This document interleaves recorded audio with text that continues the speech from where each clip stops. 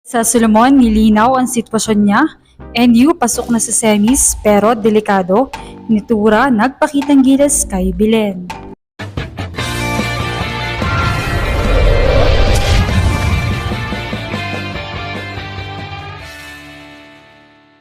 What's up, Volleyball Nation? Welcome back to my YouTube channel. Narito ako para magbigay sa inyo ng updates tungkol sa mundo ng volleyball. Pero bago yan, don't forget to subscribe and hit the notification bell para updated ka sa aking mga videos. Another big upset na naman ang naganap sa laban sa pagitan ng NU Lady Bulldogs at Adamson Lady Falcons. Matapos patikimin ng koponan ni Shaina Nitura ng pangalawang talo this season ang defending champs Lady Bulldog in a 4 thrilling sets sa mga score na 25-23, 15-25, 28-26 at 22-25. Well, hindi na nga ito ang unang beses na natalo ang defending champs sa kamay pa ng mga teams na wala sa Final Four so far. Hindi na nga rin nasayang ang 30-point game ni Nitura this time dahil very worth it na natalo nila ang number 1 team in the league so far. Napakadikit nga ng laban ng dalawang teams at ipinakita ng Adamson na wala namang mawawala kung maglalaro lang sila.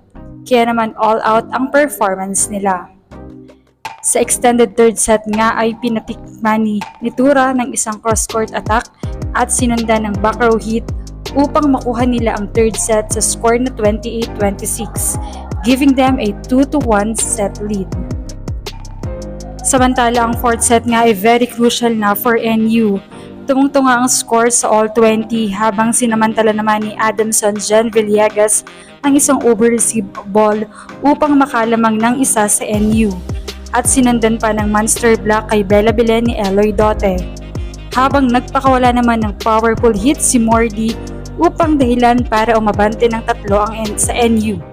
Sinubukan naman ni Belen na pantayan ng score sa isang off-the-block hit, 23-21.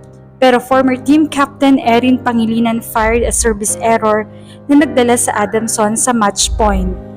Nailigtas naman ni two-time MVP Bella Belen ang isang match point, but an underhand set to Mordy fired an attack through NU's blocker at naselyuhan nila ang panalo laban sa defending champs.